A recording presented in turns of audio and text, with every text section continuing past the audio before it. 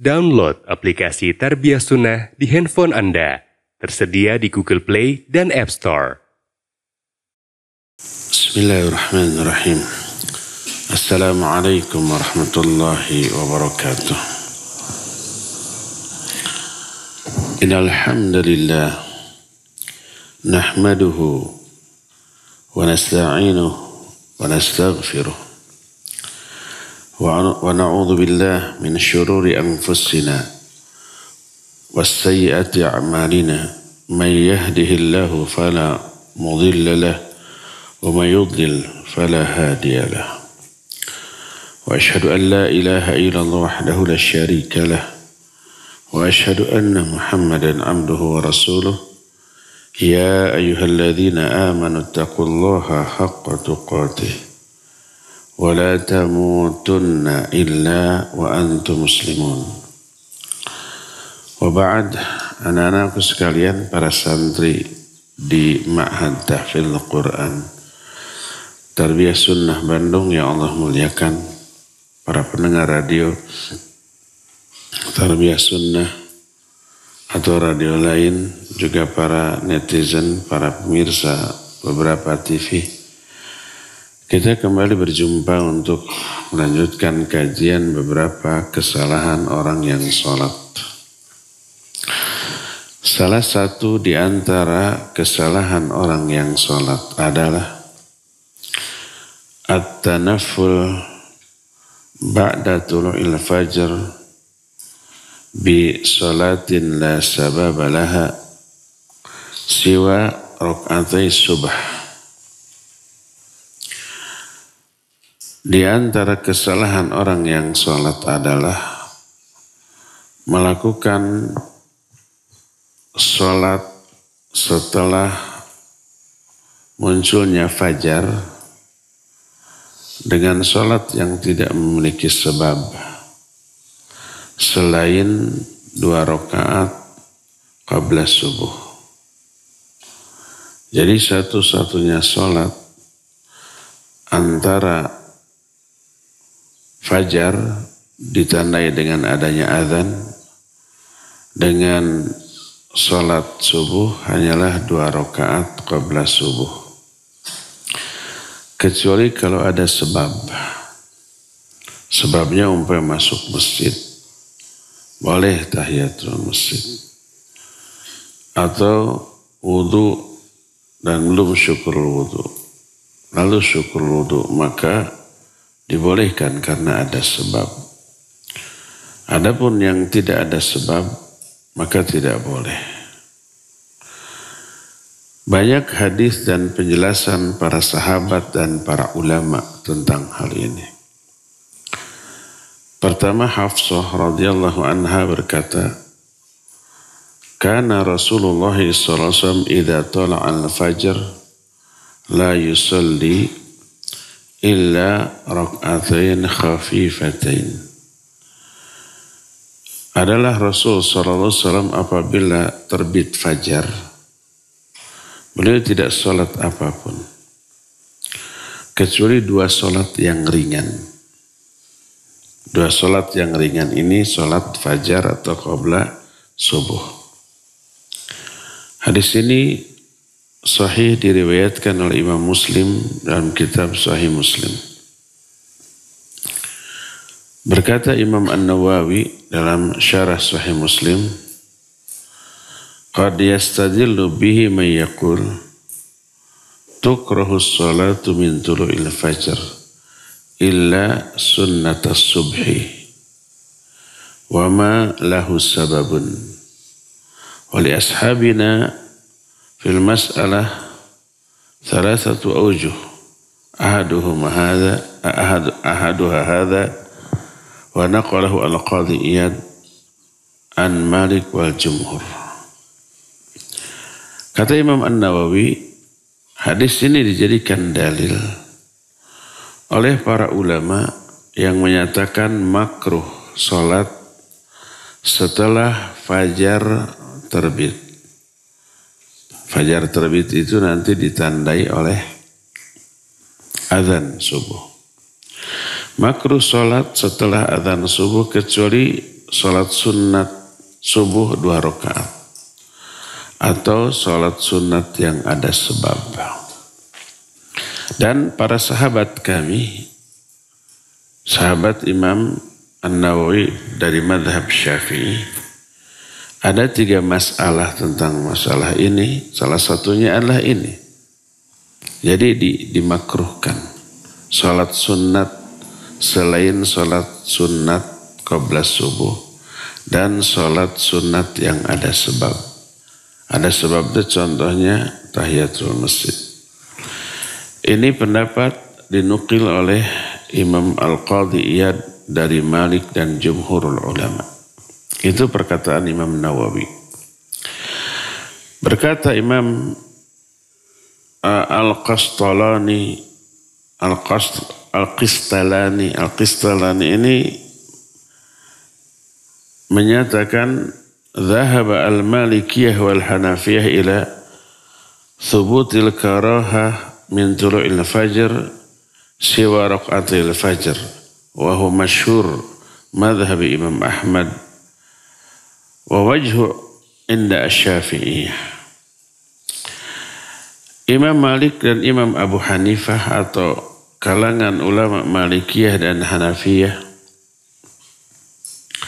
berpendapat makruhnya sholat setelah terbit fajar selain 2 rakaat qabla subuh. Dan ini masyhur di kalangan madhab Ahmad dan termasuk salah satu pendapat di kalangan ulama-ulama Syafi'iyah. Berkata Ibnu Salah, innahu dhahirul madhab. Dan inilah pendapat yang zahir dari madhab Imam Ahmad. Selain hadis tadi, kemakruhan sholat sunat setelah fajar sebelum sholat subuh, kecuali 2 rakaat sholat qabla subuh, juga ditetapkan di dalam ucapan-ucapan para sahabat. Seperti Abdullah bin Umar, Abdullah bin Amr bin As, juga Abu Hurairah radhiyallahu anhum ajmain. Mereka berkata, anna Nabiya sallallahu alaihi wasallam lam yazid ala raq'atain ma hirsihi ala shalah. Nabi sallallahu alaihi wasallam tidak pernah salat lebih dari 2 rakaat. Ketika adzan subuh, setelah adzan subuh berkumandang sebelum salat subuh. Padahal beliau orang yang paling bersemangat untuk melakukan salat. Dan salat 2 rakaat qabla subuh enteng atau ringan, tidak panjang. Yang dibaca di rakaat pertama adalah iftitah, Fatihah, dan Al-Kafirun. Di rakaat kedua Fatihah dan Al-Ikhlas, Qul huwallahu ahad. Tidak lebih dari itu. Makanya enteng dan ringan. Kata Syekh Al-Utsaimin rahimahullah, kalau bacaan Qur'annya enteng, hanya Al-Kafirun dan Al-Ikhlas, enteng pula lah rukuknya, sujudnya, dan yang lain-lain. Tidak terlalu lama. Berkata Yasar ini maula atau pembantunya Ibnu Umar radhiyallahu anhu. Dan Ibnu Umar seorang sahabat yang paling mengikuti sunnah Nabi SAW. Kata Yasar, ra'ani Ibnu Umar wa ana usalli ba'da tulu'il fajr. Ibnu Umar melihat aku ketika aku sedang sholat 2 rakaat setelah fajar terbit. Kata Ibnu Umar, ya Yasar, inna Rasul alaihi salatu wassalam kharaja alaina wa nahnu nusalli hadhihi shalah. Faqal liyuballigh syahidukum ghaibakum la tusallu ba'dal fajri illa sajdatain. Maka kata Ibnu Umar, wahai Yasar, Rasul SAW suatu saat keluar menemui kami di masjid. Dan kami sedang sholat 2 rakaat sebelum subuh. Lalu berkatalah Nabi SAW, hendaklah orang yang hadir di antara kalian menyampaikan kepada yang tidak hadir. Yaitu jangan kalian sholat setelah fajar kecuali 2 rakaat. Tidak ada sholat lain. Hadis tersebut dikeluarkan oleh Imam At-Tirmidzi dalam kitab Sahih Al-Jami. Dan hadis ini sahih karena ada banyak syawahid atau penguat yang diriwayatkan oleh imam-imam yang lain sebagaimana diterangkan oleh Syekh Al-Albani rahimahullah dalam kitab Irwaul Ghalil. Berkata Imam At-Tirmidzi setelah meriwayatkan hadis yang barusan. Kata Imam At-Tirmidzi, wa huwa majtama' alaihi ahlul ilmi. Karihu yusalli ar-rajul ba'da tulu'il fajr illa raq'atayil fajr. Dan inilah yang disepakati oleh para ulama. Mereka memakruhkan seseorang salat setelah fajar menyingsing kecuali 2 rakaat salat fajar atau salat qabla subuh. Ini diterangkan oleh Imam At-Tirmidzi dalam kitab Al-Jami'. Demikian juga Imam Ibnu Hajar Al-Asqalani dalam kitab At-Talkhisil Habir. At-Talkhisil Habir itu salah satu kitab hadis yang disusun oleh Imam Ibnu Hajar. Dan inilah pendapat jumhurul ulama. Ada hadis lain diriwayatkan oleh Imam Al-Baihaqi. Dan imam-imam yang lainnya dengan sanad yang sahih dari Sa'id bin Al-Musayyib rahimahullah. Annahu ra'a rajulan yusalli ba'da tulu'il fajr. Akthar min rak'atain. Yakthuru fiha ar-ruku' was-sujud. Fanahahu. Faqal, Ya Aba Ahmad, yu'adzibuni Allahu ala salah? Qal, la, walakin yu'adzibuka ala khilafis sunnah. Suatu saat, Sa'id bin Al-Musayyib melihat seseorang salat setelah fajar menyingsing dengan jumlah rakaat yang banyak. Lebih dari 2 rakaat. Setiap 2 rakaat salam berdiri lagi. Salat lagi. 2 rakaat salam berdiri lagi. Rukunya panjang. Sujudnya juga panjang. Lama. Dilaranglah ini oleh Sa'id bin Al-Musayyib. Jangan sholat lebih dari 2 rakaat. Dan sholatnya jangan panjang-panjang. Karena Nabi SAW kata Hafsah, La yusalli illa rak'atain khafifatain. Nabi tidak sholat setelah fajar menyingsing setelah azan kecuali 2 rakaat yang ringan. Ini orang lebih dari 2 rakaat dan panjang-panjang bacaannya. Dilarang oleh Sa'id Al-Musayyib. Orang itu menyanggah, wahai Abu Ahmad, apakah Allah akan mengazab aku karena sholat ini? Masa karena sholat diazab, disiksa gitu ya? Apa kata Sa'id bin Al-Musayyib? La, walakin yu'adzibuka ala khilafis sunnah. Bukan. Allah tidak akan mengazabmu karena sholatmu. Tapi kalau Allah akan mengazabmu karena menyelihisi sunnah di dalam sholat. Bukan karena sholatnya. Tapi karena penyimpangannya dari sunnah Nabi di dalam sholat itu. Dan ini jawaban telak dari Sa'id bin Al-Musayyib. Dan senjata yang kuat kepada para pelaku kebid'ahan yang melakukan banyak kebid'ahan dalam ibadah, dalam bentuk sholat, dalam bentuk beberapa zikir sholat yang tidak dicontohkan, Atau ibadah lain yang menyelisihi sunnah lalu dilarang. Jangan begitu. Lalu mereka menyatakan ini kan sholat, ini zikir, ini ngaji, ini macam-macam. Masa zikir dilarang? Masa sholat dilarang? Masa karena sholat, karena zikir orang itu diazab?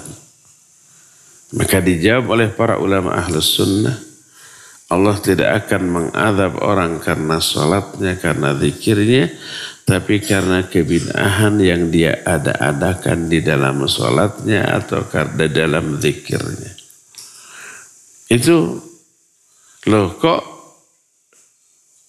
kebid'ahan dalam zikir dan sholat bisa diazab? Iya, karena nambah-nambah ajaran dari Allah dan Rasulnya. Berdasarkan hal itulah maka wajib bagi kita beribadah kepada Allah Azza wa Jalla dengan cara-cara yang dicontohkan oleh Nabi SAW. Jangan ditambah, jangan dikurang, apalagi dirubah. Inilah kesalahan yang pertama yang kita jelaskan di pagi ini. Kedua, aklul thum wal basal wa ma yu'dhihi al-musalli qabla al-hudhur lil jamaah. Kesalahan berikutnya adalah makan bawang putih, bawang merah, atau makanan lain yang baunya mengganggu orang-orang di sebelah kiri kanan kita ketika sholat. Kalau di Indonesia jarang orang nambul tuh makan bawang langsung. Kalau orang-orang Saudi ya. Dan bawang ini bagus untuk kesehatan. Kata para ahli kesehatan, ahli medis, para dokter, para ahli gizi, bagus. Cuma baunya ini. Contoh yang bau mulut termasuk ke badan apabila dimakan. Apa? Jengkol, pete. Itu juga manfaat bagi tubuh. Tapi karena baunya oleh Nabi SAW dilarang dimakan sebelum sholat. Bukan haram. Bukan makruh. Tapi kalau mau sholat jangan gitu. Kalau mau habis sholat. Habis sholat subuh makan. Nanti kan sholat lagi masih panjang, zuhur sudah hilang baunya. Atau ada yang bau tapi tidak dimakan. Dihisap. Apa itu? Rokok. Rokok bau enggak? Bau atau tidak hanya mulutnya. Tapi juga badannya. Kan orang kalau ngerokok sebelum sholat ngerokok dulu. Asapnya kan nempel di badannya ya. Di rambutnya, di wajahnya, di kulitnya. Maka bajunya kecium bau rokok enggak? Ya, kecium bau rokok. Kalau ada orang umpamanya di sebelah kita sebelum sholat ngerokok. Lalu dia sholat di sebelah kita. Aduh, bau rokoknya itu menyengat. Ya, nafasnya ketika bacaan sholat bau rokok. Ya badannya. Sampai kita nahan nafas. Dan bau rokok selain bau bahaya apalagi dihisap. Rokok yang nempel baunya di badannya itu mengandung nikotin dan racun, ribuan racun kimiawi. Nah kemudian kecium sama kita menunjukkan kehisap racunnya sama kita tuh. Kehisap nikotinnya sama kita tuh. Bahaya enggak? Bahaya. Termasuk vape. Itu mah tidak kecium bau tapi racunnya sama. Bahkan lebih karena kimiawi itu. Kalau rokok biasa kan herbal ya. Bako, tembakau alami sama cengkeh paling alami. Tapi itu juga berbahaya. Kalau vape itu kimia, cairan. Racun enggak? Racun. Cuma aromanya tidak menyengat seperti rokok biasa. Tapi kehisap tanpa terdeteksi oleh hidung. Kalau rokok biasa kedeteksi oleh hidung, bau kan? Bau asap rokok. Tahu kita kan? Yang rokoknya ngumpet di mana. Tapi asap rokoknya ada yang ngerokok kan gitunya. Kalau vape tidak kedetek oleh hidung kita. Tidak tercium bau. Tapi racunnya tetap keisap. Makanya sama-sama madaratnya bahkan lebih madarat. Malah ada vape yang ketika diisap meledak ada. Bibirnya hancur tuh.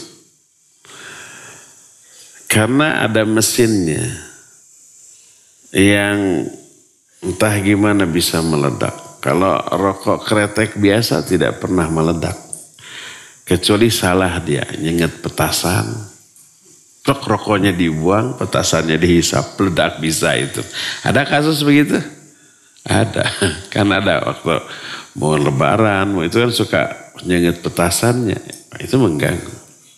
Pakai rokok, dikenyot dulu. Pas nyala, rokoknya dibuang. Ada yang begitu? Ada kasus seperti meledak. Petasan itu mah. Nah, jadi sama.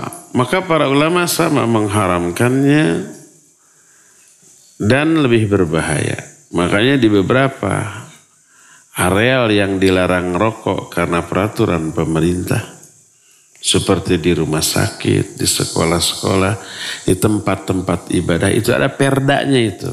Peraturan daerah, dilarang keras merokok. Seperti di pondok pesantren kita, ditempel pengumuman, dilarang keras merokok. Nah, itu termasuk vape, tidak boleh. Walaupun tidak bau, iya walaupun tidak bau. Tapi racunnya sama berbahaya, bahkan lebih berbahaya daripada rokok. Nah, ketika akan sholat, ya menimbulkan bau, maka dilarang oleh Nabi SAW. Sebagaimana hadis dari Ibnu Umar radhiyallahu anhuma, ketika perang Khaybar, Nabi SAW berkata, di Khaybar itu ditemukan bawang putih, bawang merah, dan dimakan mentah. Kata Nabi SAW, man akala min hadhi syajara, yakni thum, fala yaqrabanna masjidana. Siapa orang yang makan pohon ini, yaitu bawang putih, jangan dekat-dekat tempat sholat kami. Nah, di sini sahih riwayat Imam Bukhari dan Imam Muslim. Dari Jabir bin Abdullah radhiyallahu anhuma berkata Nabi SAW, man akala thuman au basala falyatazilna au qala falyatazil masjidana waliyaqun fi baitihi. Siapa orang yang makan bawang putih atau bawang merah, hendaklah menjauh dari kami atau menjauh dari tempat sholat kami. Hendaklah dia sholat di rumah saja. Nah, di sini juga sahih riwayat Imam Bukhari dalam kitab Sahih Bukhari. Dalam riwayat lain, man akala min hadhi syajarah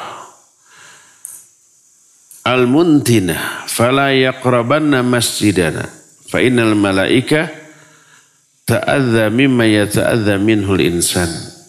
Siapa yang makan pohon ini, yang bau ini, disebut pohon yang bau. Tidak disebut bawang putih atau bawang merah.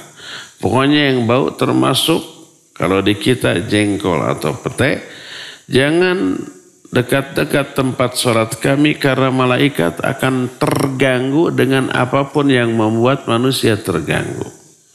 Kalau manusia terganggu dengan bau pete, jengkol, bawang atau rokok, para malaikat juga begitu terganggu. Hadis ini riwayat Imam Muslim dalam kitab Sahih Muslim. Dan di dalam riwayat Muslim yang lain, Nabi SAW menyatakan, man akala hadhi syajara fala yaqrabanna masjidana wa la yu'dhina birihith thum. Siapa yang makan pohon ini jangan dekat-dekat tempat sholat kami dan jangan mengganggu kami dengan baunya.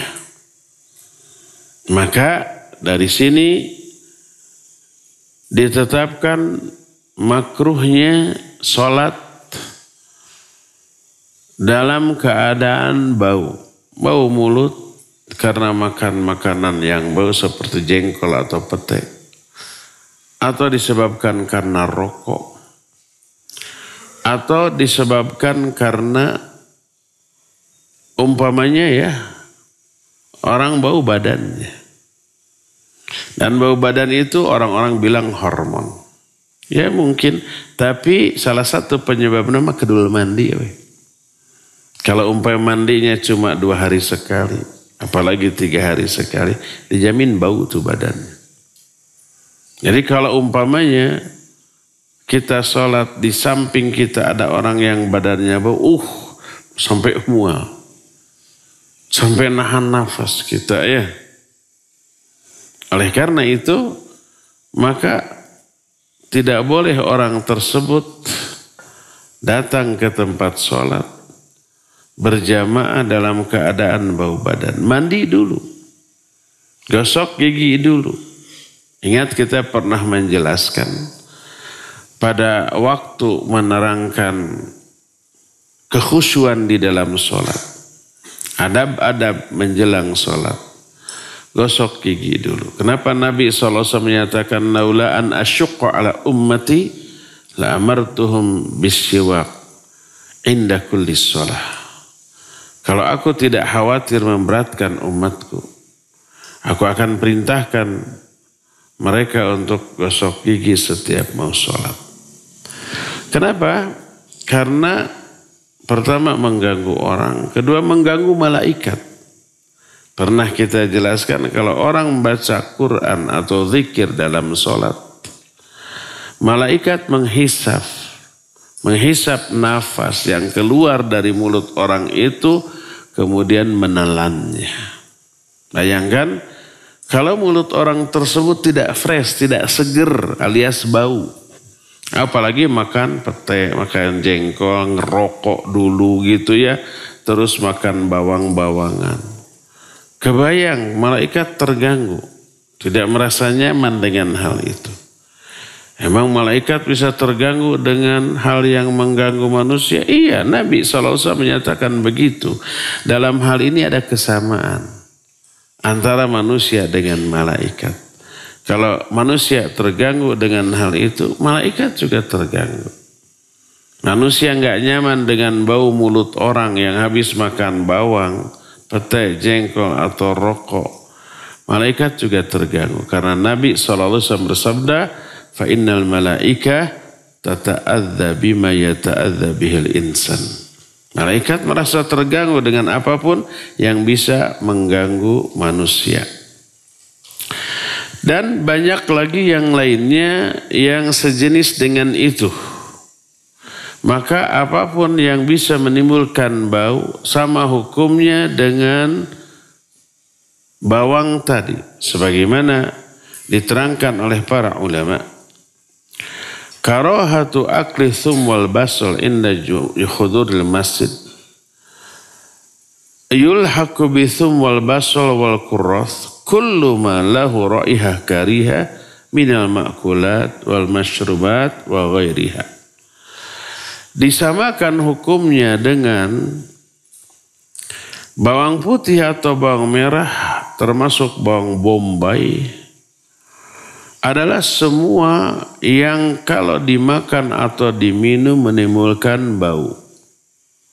Berkata Al-Qadhi Iyad, wa yulhaqu bihi man akala fajlan wa kana yatajahhash wa kana yatajashsha. Termasuk sama hukumnya adalah makan fajla, sejenis makanan yang juga menimbulkan bau, karena itu menimbulkan polusi bagi dirinya dan bagi orang lain. Kalau di kita petai atau jengkol atau apapun yang menimbulkan bau apabila dimakan atau diminum atau dihisap, umpamanya jus atau jengkol di jus. Pete di jus, lak diminum. Bau enggak? Bau. Atau yang dihisap seperti rokok tadi. Selain madarat ke badan karena itu haram, juga menimbulkan bau. Bau mulut orang itu dan kecium sama orang yang ada di sekeliling. Selain bau mulutnya juga berbahaya. Karena nafas yang dihembuskannya mengandung racun. Jadi kalau rokok dihisap, maka si racun dan nikotinnya bersarang di mana? Di paru-paru. Nempel. Jadi ketika dihisap sampai ke paru-paru, asapnya dihembuskan lagi, racun dan nikotinnya nempel di paru-paru. Makanya makin lama paru-parunya makin kotor, makin hitam kalau di ronsen, ya. Jadi racunnya, nikotinnya nempel. Maka ketika dia bernafas, ketika menghembuskan nafas, maka terhembuskan juga racun-racun dan nikotin yang bersarang di mana? Di paru-parunya. Jadi pas dia napas, mengeluarkan racun. Udara sekitar orang itu penuh racun, penuh nikotin. Dihisap oleh orang yang dekat. Maka kehisap racunnya, nikotinnya ke dalam paru-paru orang yang lain. Bayangkan kalau di rumah orang suka ngerokok, udara di dalam rumahnya itu penuh racun. Racunnya nempel di gordeng, di dinding. Kita bertamu ke rumah orang itu, pasti tukang ngerokok nih di rumah gitu ya. Baunya nggak seger gitu. Dan itu kehisap racunnya sama kita. Makanya perokok itu zalim ke orang-orang yang ada di dekatnya ya. Karena tidak membahayakan dirinya sendiri saja, tapi juga meracuni orang-orang yang ada di sekitarnya. Berdasarkan hal itu, maka salah besar orang sebelum melakukan sholat mengkonsumsi sesuatu yang menimbulkan polusi. Bukan mengharamkan jengkolnya, peteknya atau bawangnya itu halal. Tapi dan tidak makruh juga. Makan bawang boleh, bagus secara kesehatan. Makan petai jengkol langsung ditambul, cairkan karena samal tanpa nasi, boleh, bagus secara kesehatan. Tidak haram, tidak makruh. Yang makruh itu kalau mau sholat. Tapi kalau nanti pas sholat dia sudah lama, dari subuh, pada subuh makan. Nanti zuhur sudah hilang, nggak masalah. Atau kalau ada cara menghilangkan baunya, boleh. Entah dengan mengkonsumsi pil tertentu, ya, umpamanya vitamin B kompleks, B12 katanya bisa menghilangkan, mungkin, ya. Maka orang mencari cara menghilangkan baunya. Ada yang dengan kecap, ada yang dengan mengunyah beras ditelan, ada yang dengan cara mengunyah kopi, minum kopi, lek gitu. Karena kopi bisa menetralisir bau.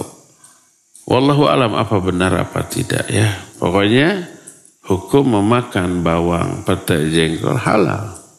Tidak haram, tidak makruh. Adapun makruh kalau mau sholat makan itu dulu karena baunya ya. Ya inilah penjelasan kita, 2 kesalahan aja yang kita bahas di pertemuan sekarang ini. Dan kita masih punya sisa waktu untuk bertanya jawab. Wa sallallahu ala nabiyina Muhammadin wa ala alihi wa ashabihi wassalam. Assalamualaikum warahmatullahi wabarakatuh. Assalamualaikum warahmatullahi. Nama saya Gozi dari Cimahi. Ustaz izin bertanya. Ketika imam menjama sholat dan sudah melakukan sholat maghrib dan kita belum melaksanakan sholat maghrib dan ketika sudah melaksanakan sholat isya, apakah kita langsung melaksanakan sholat maghrib? Assalamualaikum. Waalaikumsalam. Gozi dari Cimahi. Kalau umpama kita safar terus tidak menemukan masjid, Pas ketemu sudah azan isya gitu. Dan imam sedang sholat isya gitu. Kita belum sholat maghrib. Apa yang harus kita lakukan? Kita masuk masjid dan gabung sholat berjamaah dengan imam. Sholat apa kita? Kita sholat maghrib dan bukan sholat isya karena kita belum maghrib. Tidak boleh sholat isya dulu. Karena Nabi SAW menyatakan ibda'u bima bada Allahu bihi. Mulailah kalian dengan apa-apa yang Allah telah memulai hal itu. Lebih mulai mana? Maghrib sama isya? Maghrib dulu. Walaupun kita sholatnya karena uzur di waktu isya. Dijamak dengan isya. Maka ketika kita menjamak dengan isya, kita harus maghrib dulu 3 rakaat baru isya 4 rakaat. Kalau safar isyanya boleh 2 rakaat diqasar. Tapi kalau umpamanya kita mukim pas sampai di rumah isya, tadi macet-macet di jalan nggak bisa berhenti, kita belum maghrib, ya maghrib dulu 3 rakaat lalu isya 4 rakaat. Bagaimana dengan sholat sunnatnya? Ada ba'da maghrib dulu. Habis beres sholat maghrib ya, kemudian sholat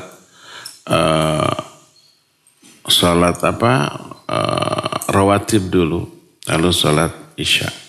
Nah, sekarang bagaimana kalau pas masuk masjid kita belum maghrib, imam sedang isya? Kejadian ini boleh dikatakan belum pernah kejadian di zaman Nabi SAW dan para sahabatnya. Ini murni ijtihadiyah. Dan pertanyaan ini pernah ditanyakan kepada para ulama. Di antara Syekh Al-Albani rahimahullahu ta'ala. Bagaimana kalau kita belum sholat maghrib, masuk pada waktu isya ke masjid ketika imam sedang sholat isya atau pas dikomatkan mau isya.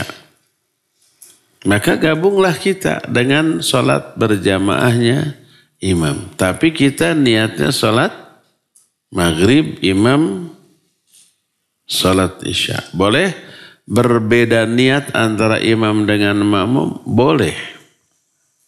Hadis yang menyatakan innama ju'ilal imamu liyutamma bih. Imam itu hanya dijadikan untuk diikuti, maksudnya diikuti aspek zahirnya. Adapun aspek sirrinya yang tidak terdengar boleh berbeda dengan imam. Contohnya dalam sholat zuhur asar. Imam umpamanya iftitahnya membaca Allahumma ba'in baini wa baina khatayaya. Kita makmum membaca subhanakallahumma bihamdika wa tabarakasmuka wa ta'ala jaduka wala ilaha wairuka. Beda iftitahnya enggak masalah. Imam setelah Fatihah membaca surat umpamanya At-Takatsur. Kita sebagai makmum membaca surah Qulhu umpamanya. Beda bacaan imam dengan makmum waktu sholat zuhur. Boleh? Enggak masalah. Karena itu aspek sirrinya, aspek yang tidak diketahui. Imam ketika ruku membaca subhana rabbiyal azim, kita membaca subhanakallahumma wa bihamdika Allahumma ighfirli, seperti itu boleh. Termasuk beda niat antara imam dengan makmum boleh. Seperti yang pernah kita jelaskan, Mu'adz bin Jabal sudah sholat isya bersama Nabi SAW di Madinah. Kemudian pulang ke kampungnya, di kampungnya orang masih nunggu Mu'adz karena Mu'adz jadi imam. Akhirnya imam sholat lagi isya mengimami. Niat Mu'adz sholat sunnat. Mengulang sholat fardu hukumnya sunnah. Tadi sudah sholat isya bersama Nabi SAW. Sekarang jadi imam lagi. Hukumnya apa? Sunnah. Niatnya sunnah. Tapi makmum niatnya fardu isya. Nggak masalah ya. Beda niat antara makmum dengan imam tidak apa-apa. Nah, imam umpamanya niat sholat isya, kita sholat maghrib.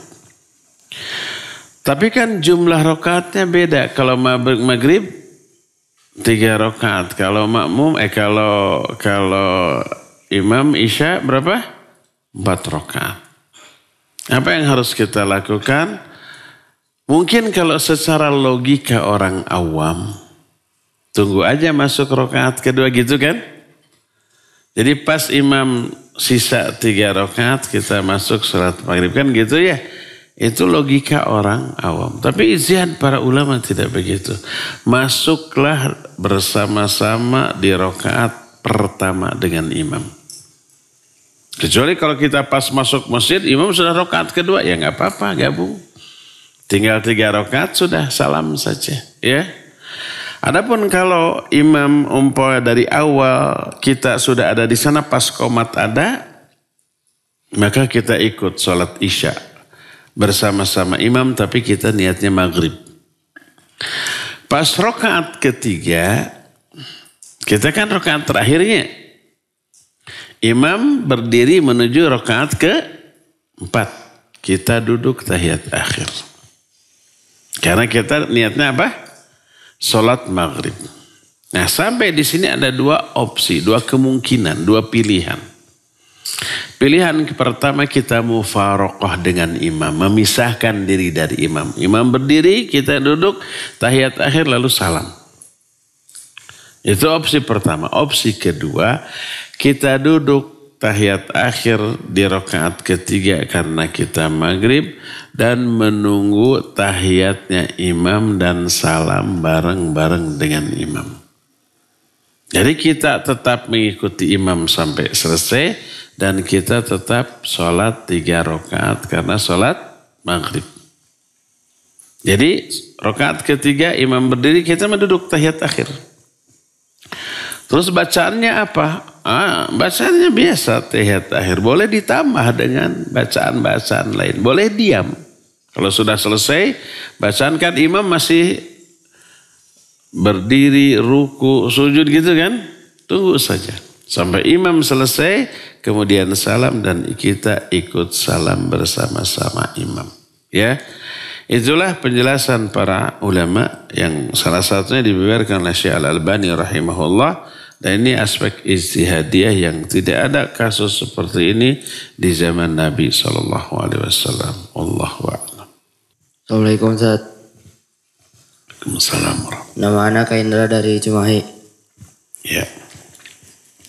Izin bertanya Ustaz, boleh nggak pakai parfum yang mengandung alkohol pas mau sholat? Iya. Boleh nggak mengandung parfum, memakai parfum yang mengandung alkohol? Alkohol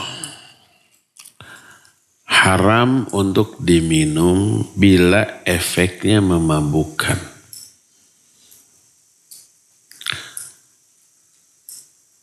Apakah setiap yang mengandung alkohol pasti memabukkan? Tidak. Buah-buahan itu mengandung alkohol. Kadarnya kecil.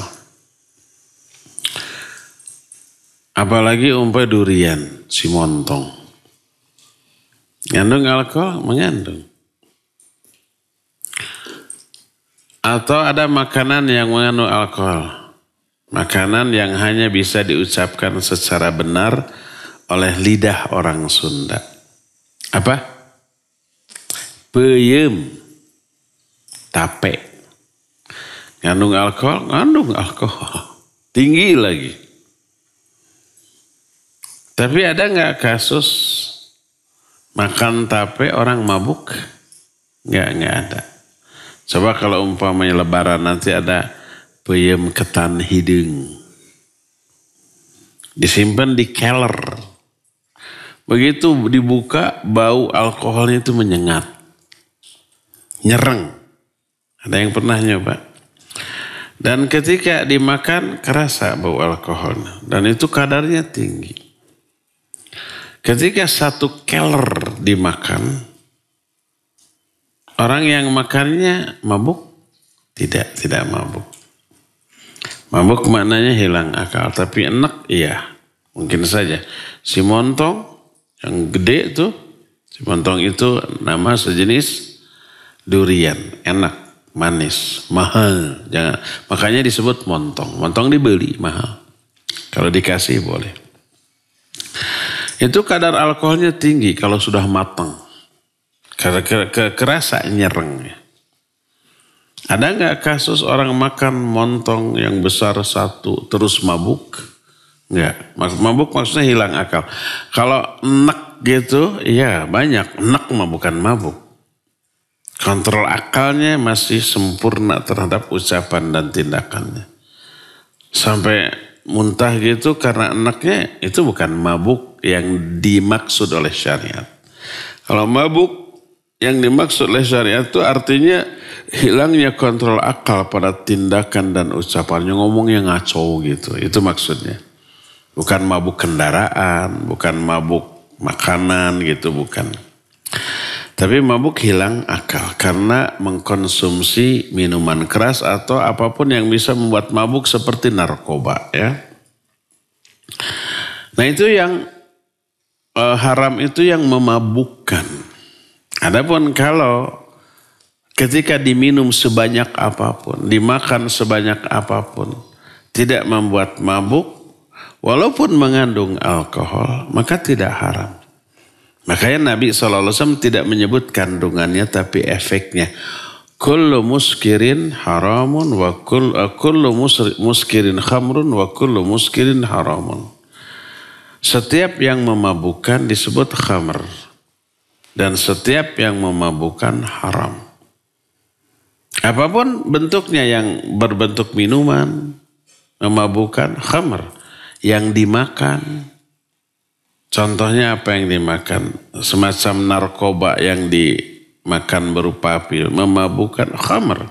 Atau yang diisep seperti ganja, seperti bubuk-bubuk apa yang dihisap seperti itu, sabu-sabu. Seperti ngelem. Dimakan nggak lemnya? Tidak. Tapi di apa? Dihisap. Mabuk nggak? Mabuk.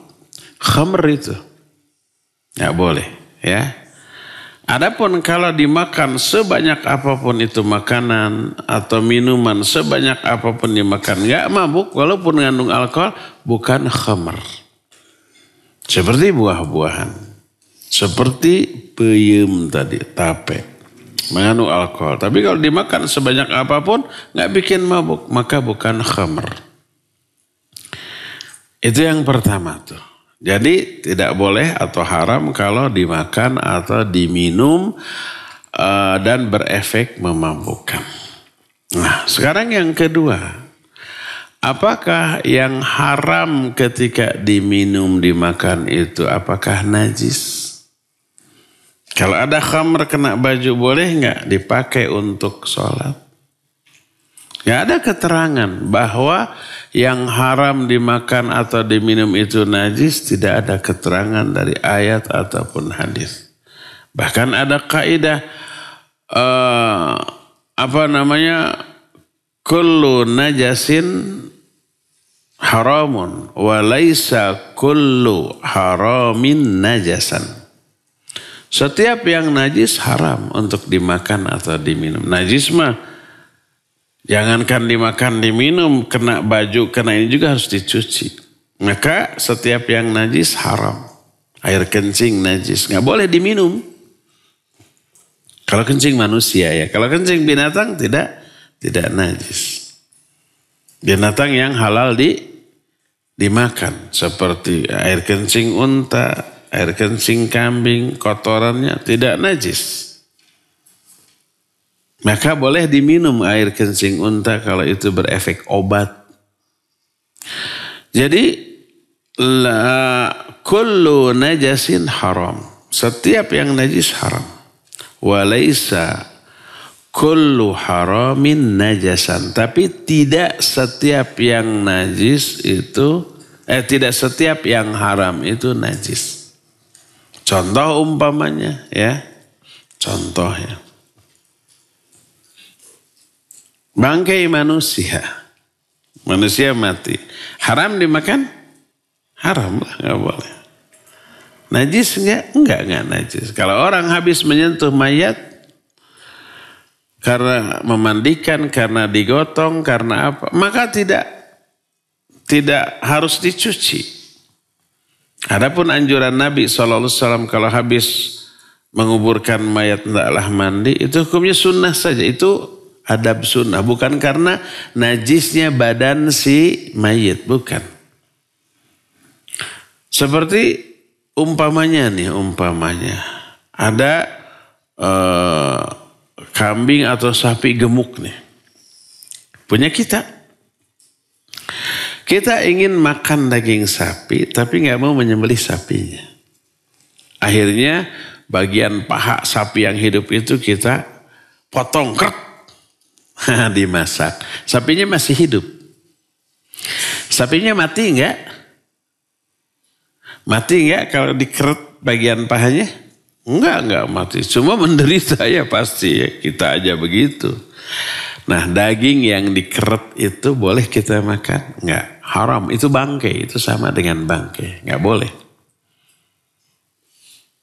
Kalau dalam keadaan masih hidup. Berbeda kalau sapinya disembelih dulu. Terus mati. Nah, semua bagian dagingnya boleh kita makan. Bukan lagi bangkai. Apakah daging yang kita keret dari sapi yang masih hidup yang dianggap bangkai dan haram untuk dimakan ini menjadi najis? Tidak. Tetap suci. Tidak menjadi najis tapi bangkai dan tidak boleh dimakan. Jadi tidak semua yang haram itu berarti najis. Termasuk minuman atau khamr yang ketika diminum memabukkan, apakah najis? Tidak ada keterangan. Bahkan keterangan yang ada menunjukkan sucinya. Seperti contoh umpamanya ketika turun ayat yang mengharamkan minuman keras. Innamal khamru wal maisir wal azlam dan seterusnya rizun min amali syaitan fajtanibuh. Itu semuanya rizun kotor, tapi bukan najis secara fikih. Jauhilah, haram. Akhirnya para sahabat membuang minuman-minuman keras di depan-depan rumah sampai gang di depan rumah itu bau alkohol, bau minuman keras. Karena sudah diharamkan dan dibuang. Tapi Nabi SAW tidak menyatakan cucilah wadah bekas khamr tersebut karena najis. Enggak disuruh mencuci. Ya ketika dipakai lagi air ada campuran khamrnya yang masih tersisa setetes dua tetes mungkin. Tapi jadi haram tidak karena umpamanya nih 1 sendok khamr, 1 sendok. Kalau langsung diminum haram. Walaupun sedikit. Ma askara kathiruhu faqaliluhu haramun. Apa yang banyaknya memabukkan, setetesnya juga haram, tidak boleh. Jadi kalau ada minuman keras nih, sebotol kita mabuk. Tapi sesendok mabuk enggak? Enggak, karena sedikit. Walaupun tidak memabukkan, tapi kalau dia diminum banyak memabukkan, sedikitnya tetap haram. Nah sekarang minuman keras 1 sendok masukkan ke air sepanci. Dikucek. Mengandung khamr? Ya kadarnya kecil. Minum air sepanci itu sama kita. Mabuk enggak? Tidak mabuk. Karena kadarnya sudah sangat sedikit. Tapi masih mengandung. Ya. Tapi kalau air sepanci itu kita minum menyebabkan tidak mabuk, air sepanci itu bukan lagi khamr. Karena tidak bersifat memabukkan lagi. Nah jadi tidak semua yang haram itu menjadi najis, tidak. Nah sekarang apalagi alkohol yang dicampurkan kemana? Ke parfum. Bukan untuk diminum. Kalau diminum haram apa tidak? Ya mau haram mau tidak janganlah, karena pasti buruk efeknya ke badan kita. Itu bukan minuman. Maka tidaklah najis. Karena tidak najis, maka tidak ada larangan untuk untuk disemprotkan. Ya. Sebanding dengan ini umpamanya sperma. Sperma itu tidak najis. Tapi haram untuk diminum. Karena tidak buat diminum nggak boleh. Tampung di gelas lalu diminum nggak boleh. Nah, tapi apakah kalau kena ke baju menjadi najis? Tidak. Nabi SAW ada cipratan sperma di pakaiannya. Dibiarkan sampai kering, lalu setelah kering dikerik. Tapi dikerik bersih enggak? Ya enggak lah, pasti ada sisa. Lalu beliau sholat dengan baju yang terciprati spermanya itu. Ini menunjukkan tidak najis. Kalau air kencing najis, kalau sperma tidak. Tapi walaupun tidak najis, haram untuk diminum. Berdasarkan hal itu, tidak semua yang haram diminum atau dimakan itu najis, tidak ya. Wallahu a'lam bishawab. Cukup ya, sampai sini aja. Dan kita akan lanjut nanti di Jumat yang akan datang. Subhanakallahum bihamdik asyhadu an la ilaha illa anta astaghfiruka wa atubu ilaik walhamdulillahirabbil alamin. Wassalamualaikum warahmatullahi wabarakatuh.